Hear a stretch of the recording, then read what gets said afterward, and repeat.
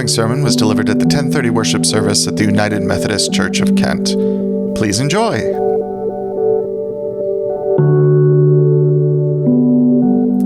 Over these past few weeks, I have been asked a couple of times about this stole that I wear during this Easter season. It was made by a group in my home congregation, and I very gratefully inherited it from the pastor, Meredith Coleman, who was there from my freshman year of high school until her death in 2013. Megan and I both were raised in that congregation. Our families still attend there. We were married there as well, with Meredith officiating. And 8 months later, after we were married, they sent us out with generous encouragement as we moved out of our hometown so that I could attend seminary in Washington, D.C. And so this stole throughout the Easter season, it doesn't only remind me of Easter, decorated as it is with butterflies, one of my favorite symbols of resurrection, but it also reminds me of home. It reminds me of my family, it reminds me of my home congregation, and it reminds me of folks like Pastor Meredith who poured themselves into me long before I ever sensed a call to this form of ministry. I think of those folks whenever I wear this stole, and I feel tangibly covered in their grace and their generosity.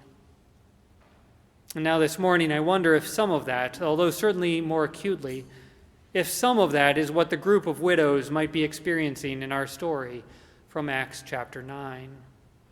That entire short story that we heard is a resurrection story about Tabitha, but one of the moments that really jumps out to me from it is these widows standing by her bed, crying or weeping as they show Peter the tunics and the other clothing that Tabitha had made when she was alive, when she was with them. It's a moment that rings so very true, I think. For this is what we do when someone we love dies. We hold up the things that they touched or they made, and we say, "She was just here. He made this with his own hands. How can they be gone?" Whether we do that with physical objects, as in today's story, or with this stole, or in other ways, no less real, memories, time, parts of ourselves, lessons that we learned from or with them, ways that they help to form us into the people we've become. We remember their sound, we remember their shape, we remember the feeling of them being in the room with us, their voice, their laughter, the activities and places they enjoyed. All of this, I think, is part of what the widows are doing in today's story. They are remembering their dear friend, Tabitha. And through them, through their shared and sacred memory, we are invited to remember her too. They're not just showing those tunics and other clothing that Tabitha had made to Peter, they're showing them to us as well. Tabitha, we are told, was a part of the community in Joppa. Joppa, a port city on the Mediterranean coast, now called Yaffo and adjacent to the city of Tel Aviv. The story gives us two names for her, Tabitha in Aramaic and Dorcas in Greek, both of them meaning gazelle. Like the Apostle Saul or Paul, Tabitha is a Greek-speaking Jewish person with multiple names representing the multiple parts of her identity. Over the years, folks have speculated about other parts of her identity, beyond what we are told directly in the story. Perhaps, for example, she was independently wealthy, some have supposed, and that's how she was able to afford to care for folks. But the text doesn't actually say that. Some have suggested that Tabitha was a common name at the time and place among enslaved women, but again, we're not really told that for sure. Perhaps she was a widow herself, supporting herself and other widows in her community by making and selling clothing, but even that isn't clearly stated. What does seem clear is that her community loved her, mourned and celebrated her. She left a lasting impact on her community by the way that she lived her life. And because of the way that she lived her life, she is known to us also by a third name, not only Tabitha and Dorcas, but also a disciple. Now that's significant because she is the only woman in all of our scriptures who is explicitly named this way. In fact, this is the only instance of the feminine form of the Greek word for disciple in the entire New Testament. That doesn't mean that she was the only woman disciple, of course, but she is the only one who is named for us that way. Significantly, we're not told how she became a disciple.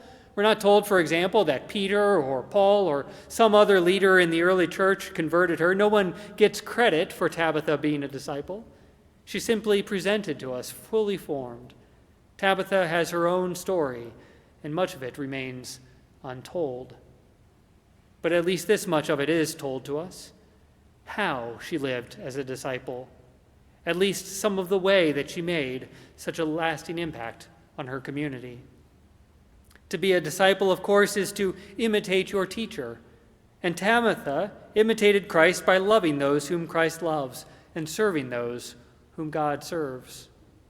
Her life overflowed, we are told, with good works and compassionate acts. And I love that descriptor. Her life overflowed. Her good works and compassionate acts, they simply could not be contained on behalf of those in need.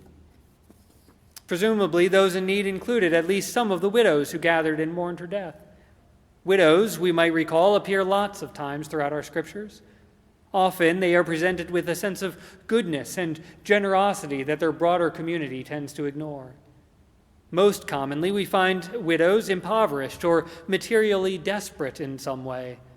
Alongside orphans and immigrants, widows represent all of our neighbors at a structural and financial disadvantage, vulnerable to being left behind.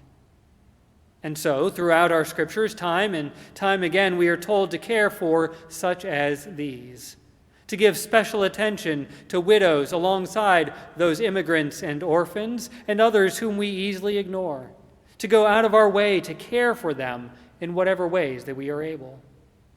In the context of the New Testament, the word widow actually was a pretty inclusive and broad term, though, referring to any woman who did not have male protection or support. And so, for example, a widow could be a woman who was previously married, whose husband had died, but a widow also could be a divorced woman or a never married woman who no longer had her father's protection. Whatever the specific circumstances and reason, living in an unjust world, a world that structurally disadvantaged women so that they would always be dependent on men, widows are called to our attention as especially deserving of our care. And so it seems to be the case that Tabitha lived as a disciple, that Tabitha imitated Christ by noticing and caring for her neighbors whom others ignored, helping to sustain their lives by her good works and compassionate acts, perhaps gifting them some of those beautifully handmade garments that the group of widows show us at her death.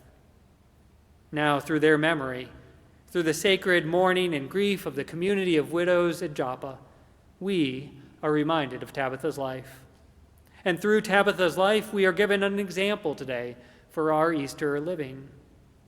To live resurrection is to love all our siblings well. And to love our siblings well is to be woven into their lives and to weave together a beloved community. Tabitha didn't just make tunics or coats. She made certain that everyone in her community was covered, starting with those who were most vulnerable. Her handiwork wasn't just a means for buying and selling for commerce. It was a demonstration of her love for those who might otherwise have been left out in the cold, with too few layers to keep them warm. Her ministry was the work of offering dignity to neighbors whom society had left exposed. Tabitha was a seamstress, we are reminded, a craftsperson, someone who worked with hands in textiles. Through her story, then, perhaps we might be encouraged today and in the days to come to give attention to all those who work in textiles with their hands today, especially the great multitude of our neighbors and siblings around the world who are overworked and woefully underpaid as they do so, all so that we can access our clothing quickly and cheaply. And along with those textiles, Tabitha's fingers also knew the seams that held her community together. She wasn't only stitching together tunics and other clothing. Through that tangible care, she was stitching together their whole community, mending the holes, the gaps, the tears that appear from time to time. In so doing, she reminds me of folks from this congregation's history, folks both past and present, who have helped to patch some of those gaps in our own community here in Kent. Disciples, for example, who started a campus ministry 90 years ago so that students at Kent State could find and form a faith community. Or disciples who started a preschool 60 years ago so that our youngest neighbors would be supported not only intellectually, but emotionally and socially and spiritually too. Or disciples who started giving away clothing 30 years ago so our neighbors would have what they need. Tabitha's stories makes me think of these disciples, but also, too, of the origins of this Mother's Day. Before this was a day to give greeting cards and flowers, it began with Mother's Day work clubs organized by Ann Jarvis, a Sunday school teacher for 25 years in the Methodist Church in Taylor County, West Virginia, back in 1858.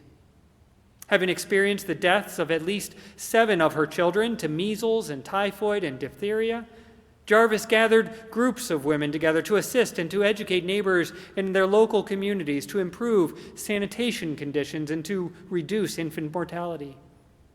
And so Mother's Day, before it was a day for greeting cards and flowers, Mother's Day began as a neighborhood-based public health initiative. Like Tabitha before her, and folks in our congregation more recently, Ann Jarvis noticed the gaps in the fabric of her community, and she gathered folks to mend those tears. Which raises the question for us, this day and in the days to come, where are the gaps? Where are the tears? Where are the holes in the fabric or the social safety net of our community today? As we are reminded of Tabitha, that becomes our model, our invitation for living as God's Easter people. Who among our neighbors are being left uncovered or uncared for, overlooked, and ignored? And what resources might we offer in response? By God's grace, may we notice those gaps, and by that same grace, may we faithfully respond. May our lives, like Tabitha's, overflow with good works and compassionate acts as we weave together God's beloved community. For Christ is risen indeed. Alleluia. Amen. Thank you for listening to this edition of the United Methodist Church of Kent Sermon Podcast. For more information about the church, visit www.kentmethodist.org.